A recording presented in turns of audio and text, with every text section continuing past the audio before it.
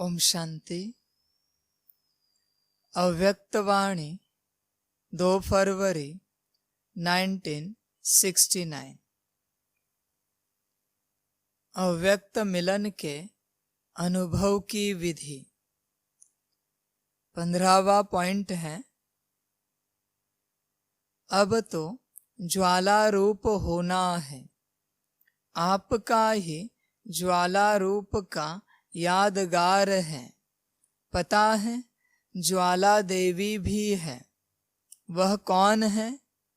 यह सभी शक्तियों को ज्वाला रूप देवी बनना है। ऐसी ज्वाला प्रज्वलित करनी है जिस ज्वाला में यह कलयुगी संसार जलकर भस्म हो जाएगा।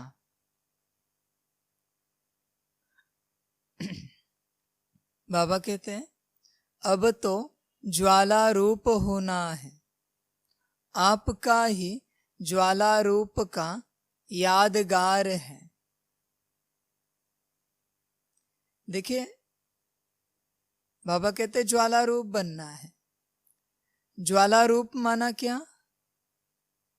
अपनी स्थिति, अपनी अवस्था ऐसी बने कि विश्व में उसकी रोशनी फैले। अगर आग की ज्वाला बहुत बड़ी है तो उससे क्या निकलती है? रोशनी भी निकलती है और गर्मी भी निकलती है। अगर ठंड है तो गर्मी का भी उपयोग हो जाता है, और अगर अंधियारा है तो रोशनी के रूप में भी वो सेवा करती है।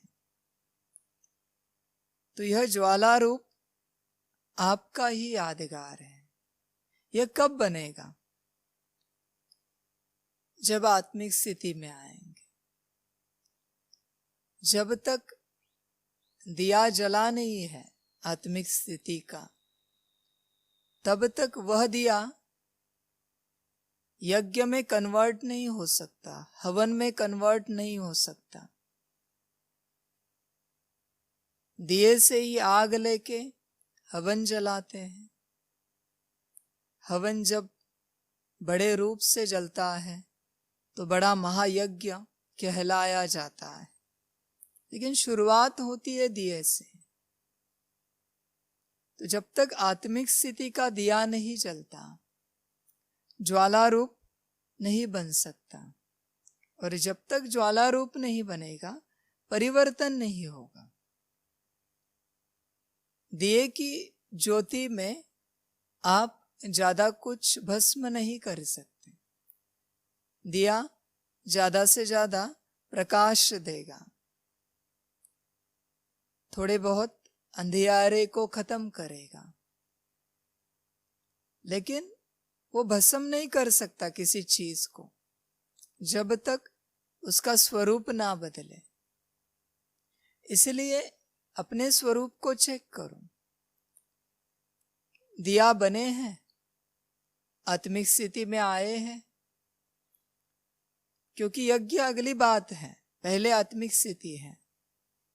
आत्मिक स्थिति में आए हैं, योग बढ़ता जा रहा है, ज्ञान लेते जा रहे हैं, तो ही ज्वाला रूप बनते जाएंगे और परिवर्तन करने के लिए तैयार होते जाएंगे। दूसरों को रोशनी देने के लिए अपने पास रोशनी होनी चाहिए। दूसरों को रास्ता दिखाने के लिए खुद को रास्ता पता होना चाहिए। ये समझ की बात है। खुद को ही अगर रास्ता पता नहीं है, खुद के पास ही रोशनी नहीं है, तो दूसरों को नहीं दे सकते, रास्ता नहीं दिखा सकते। तो अपने को चेक करो। ज्वाला रूप बनने से पहले दिया कहाँ तक बने हैं, आत्मिक स्थिति कहाँ तक आई है, उसके बिना आगे नहीं बढ़ सकते। फिर कितना भी ज्ञान सुने, जो भी योग कर रहे हैं उसे योग नहीं कह सकते अगर आत्मिक स्थिति नहीं है, वह भक्ति हो जाती है।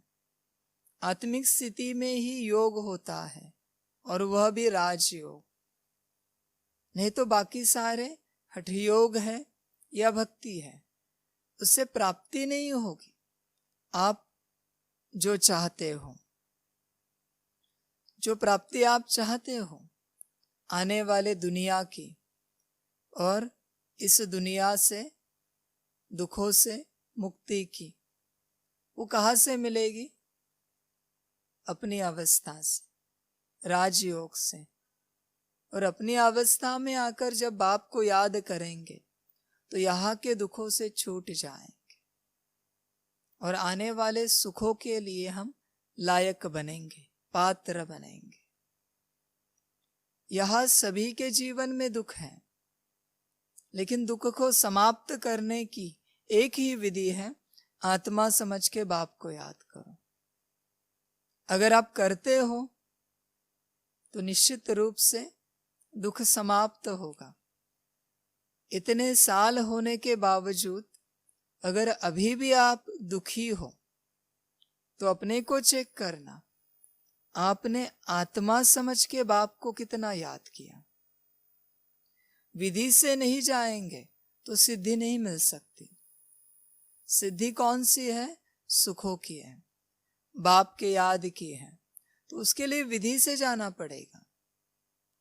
बस बहुत साल चले हैं, अमृत वेला कर रहे हैं, सुबह की मुरली अटेंड कर रहे हैं, ट्रैफिक कंट्रोल, नुमा शाम, सोने से पहले बाप की याद, लेकिन इन सब में अगर आत्मिक स्थिति ही नहीं है तो राजयोग नहीं हो रहा है, वो हठयोग है।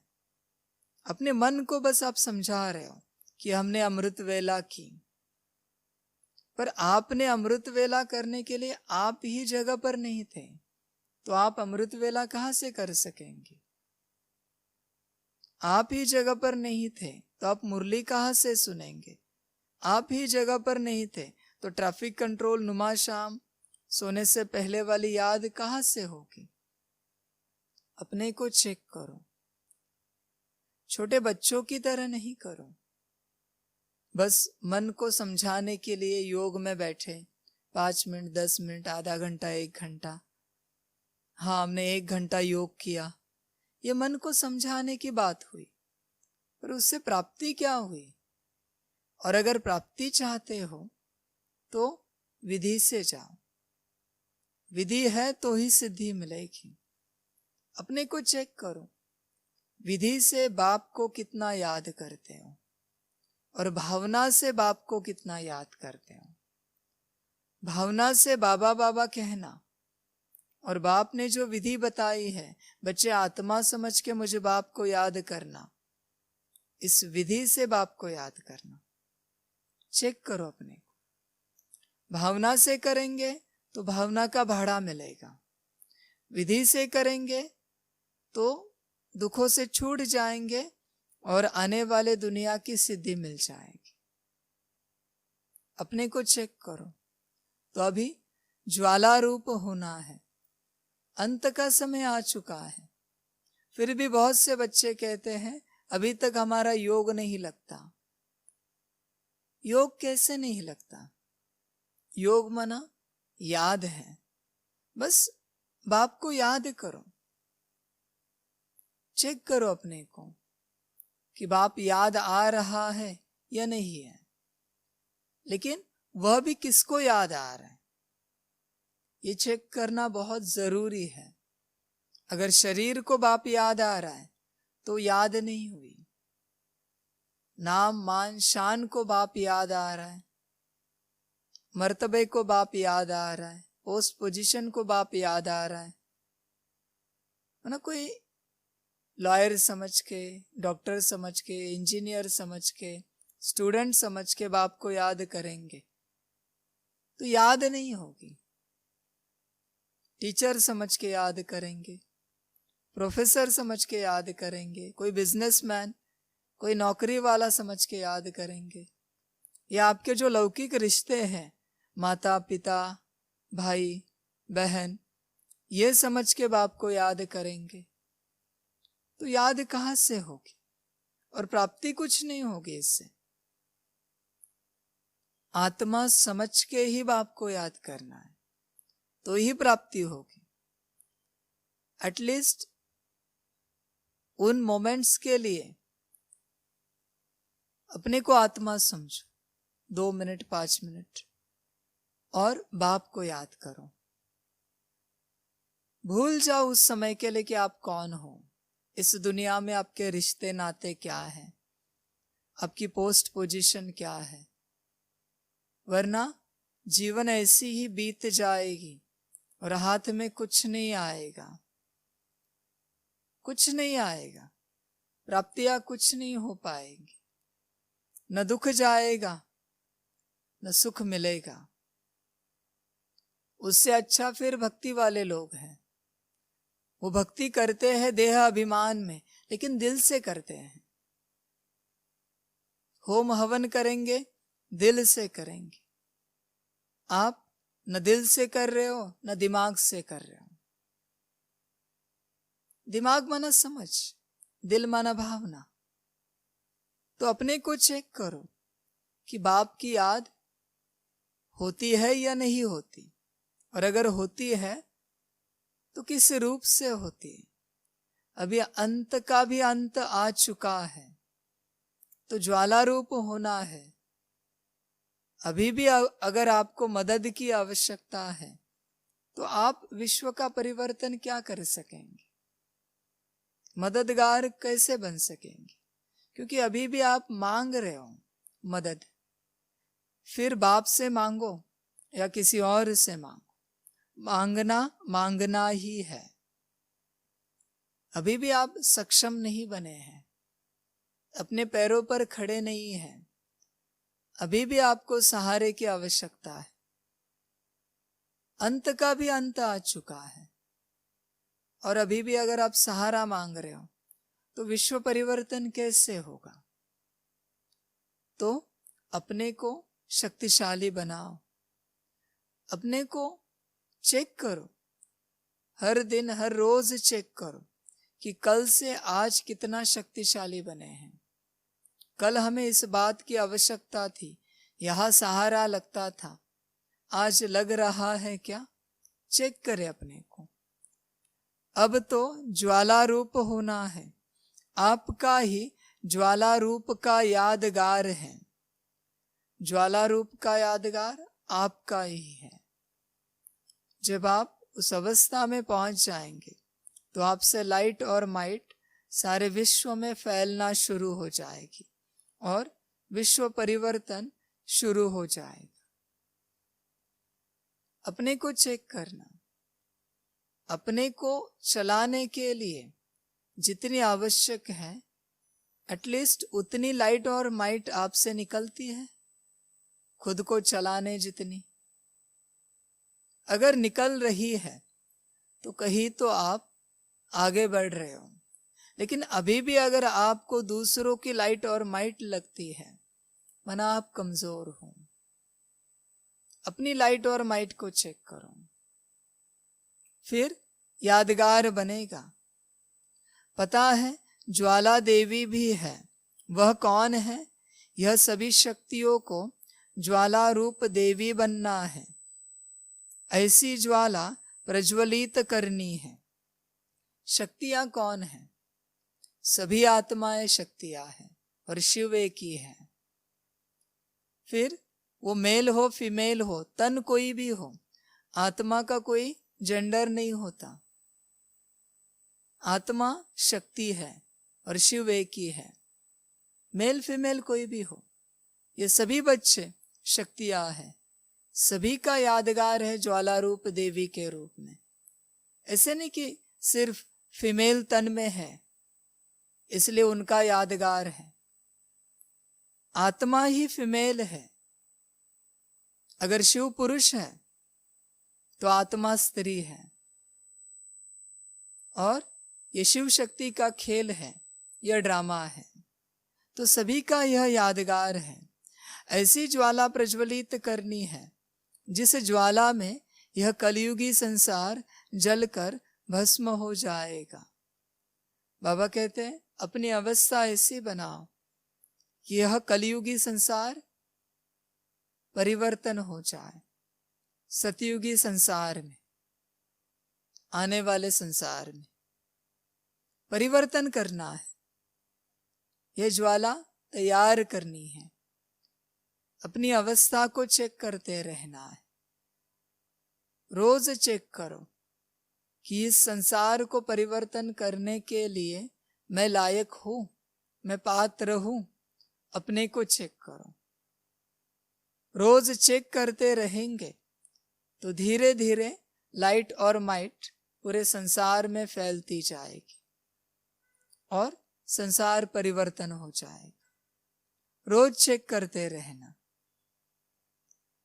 अच्छा, विदाई के समय सभी सेंटर्स के अव्यक्त स्थिति में स्थित हुए नूरे रत्नों को बाप व दादा का अव्यक्त याद प्यार स्वीकार हो। देखिए, जब भी बाबा याद प्यार देते हैं, किसको देते हैं? यहाँ जितने टाइटल हैं, उस टाइटल में जो बच्चे बैठते हैं उनको ही वह यादगार मिलता है, याद प्यार मिलता है, उनको ही मिलता है। अभी बाबा ने कहा अव्यक्त स्थिति में स्थित हुए नूरे रत्नों को। अगर आप अव्यक्त स्थिति में नहीं है तो आपके लिए याद प्यार नहीं है।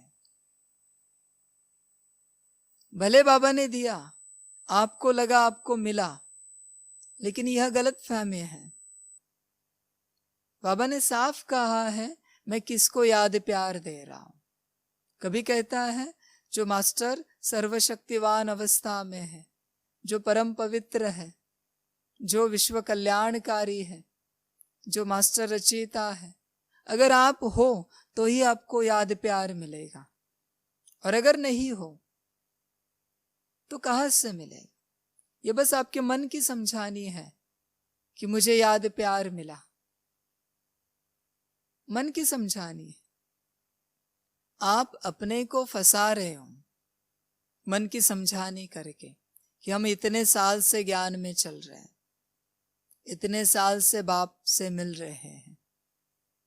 आप अपने आप को फंसा रहे हो झूठी बातों में, झूठे संकल्पों में। सच्चाई को समझो, सच्चाई को जानो और उस पर चलो। चेक करो अपने आप को। साथ साथ जो इशारा दिया है उसको जल्दी से जल्दी जीवन में लाने का तीव्र पुरुषार्थ करना है। बाबा कहते हैं जो इशारे आपको मिले हैं उन सारे इशारों को जितना जल्दी हो सके जीवन में लाओ और तीव्र पुरुषार्थ करो। बच्चे बाप की बात नहीं सुनते, भाई बहनों की बातें सुनते हैं। भाई बहनों की बातें सुनना मना। बाप इतने वर्षों से ज्ञान दे रहा है, उसको कर्मों में नहीं लाएंगे। लेकिन कोई भाई बहन अभी अभी ज्ञान दे रहे हैं, कहेंगे कि वाह क्या ज्ञान दिया। कहां से दिया, कैसे दिया? बाप ही दे रहा है ना। आप जिसके ज्ञान को फॉलो कर रहे हैं उसके अंदर कितनी ताकत है, उस अनुसार ही आपके अंदर ताकत आएगी। इसलिए बाप आदि से कहता आ रहा है बस मेरी सुनो, किसी और से ना सुनो। क्योंकि अगर कोई अभिमान से, अहंकार से सुना रहा है, खुद उसी के अंदर ताकत नहीं है, तो आपको ताकत कहां से मिलेगी? भले ज्ञान कितना भी ऊंचा हो, लेकिन देने वाले में भी ताकत होनी चाहिए। उसी में ताकत नहीं है तो सुनने वालों में ताकत कहां से आएगी? इसलिए कोशिश करो, बाप जो मुरली में सुनाते हैं उसे पूरी रीति धारण करने की कोशिश करो। उसे धारण करने की कोशिश करेंगे तो सहज रीति धारण हो जाएगा, क्योंकि बाप के महावाक्य हैं, ताकत बाप की है। भाई बहनों के ज्ञान को धारण करने की कोशिश करेंगे, शायद ज्ञान बहुत अच्छा लगे भी आपको, धारण भी हो जाए, लेकिन टिकेगा नहीं। जैसे ज्ञान देने वाले की अवस्था होगी, जैसे ज्ञान देने वाले की अवस्था बदलती जाएगी, वैसे आपकी अवस्था बदलती जाएगी। हाँ, अगर कोई भाई बहन है यह कह रही है कि ये ज्ञान बाप दे रहा है, तो जरूर लेना, क्योंकि उस ज्ञान में उनकी कोई अटैचमेंट नहीं। वो जानते हैं कि हम लायक नहीं हैं इस ज्ञान को देने के लिए। इस ज्ञान को देने का अधिकार एक को ही है, तो फिर वह ज्ञान बाप दे रहा है, कोई और नहीं दे रहा है। तो उस ज्ञान की धारणा भी आसानी से हो जाएगी। जिस ज्ञान की धारणा बहुत आसानी से हो जाती है और जिस ज्ञान से जीवन परिवर्तन हो जाता है, समझ जाना वो ज्ञान बाप ने दिया है। और जहां धारणा नहीं होती, सिर्फ ज्ञान की वाहवाह की जाती है, समझ जाना देने वाली आत्मा अहंकार से दे रही है। इसलिए बाबा कहते हैं, मैं जो सिखा रहा हूं, मैं जो ज्ञान दे रहा हूं, उसे जल्दी से जल्दी जीवन में लाने का तीव्र पुरुषार्थ करो, तो जीवन सुखी हो जाएगी। अच्छा, गुड नाइट। सभी शिव शक्तियों और पांडवों प्रति बाप का नमस्ते। बाप ने किसको नमस्ते किया? सभी शिव शक्तियों और पांडवों को, मनुष्यों को नहीं किया। समझ की बात है, मनुष्यों को नहीं किया, आत्माओं को भी नहीं किया। आत्माओं का हाईएस्ट फॉर्म है शिव शक्तियां और पांडव। आत्माओं का हायर कॉन्शियसनेस है शिव शक्तियां और पांडव। तो उस हायर कॉन्शियसनेस को बाप ने नमस्ते किया। बाप की हर बात राज है, इसकी समझ होनी चाहिए। कोई मनुष्य रूप में बैठा है तो भी उसे नमस्ते नहीं मिलेगा। याद, प्यार और नमस्ते बाप किसको देता है, चेक करो। कभी किसी मुरली में कहा है, इन मनुष्यों को, इन इंसानों को मेरा याद, प्यार और नमस्ते? चेक करना, नहीं है। क्योंकि वो ज्ञान देने आया है किसको? आत्माओं को। और उन आत्माओं का जो हाईएस्ट फॉर्म है शिव शक्तियां और पांडव, इनके द्वारा वो परिवर्तन करने आया है। जब शिव शक्तियां बनेंगे और पांडव बनेंगे, तभी विश्व परिवर्तन के पात्र बनेंगे और बाप का नमस्ते स्वीकार कर पाएंगे, क्योंकि इक्वालिटी में आ जाएंगे। बाप और आप एक समान बन जाएंगे। अच्छा, ओम शांति। सभी बच्चों को बाप की पदम गुणा, याद, प्यार, गुड मॉर्निंग और नमस्ते। सदा खुश रहना, मौज में रहना और बाप जो सिखाते हैं उसे जल्द से जल्द अमल में लाने की कोशिश करना। अच्छा, ओम शांति।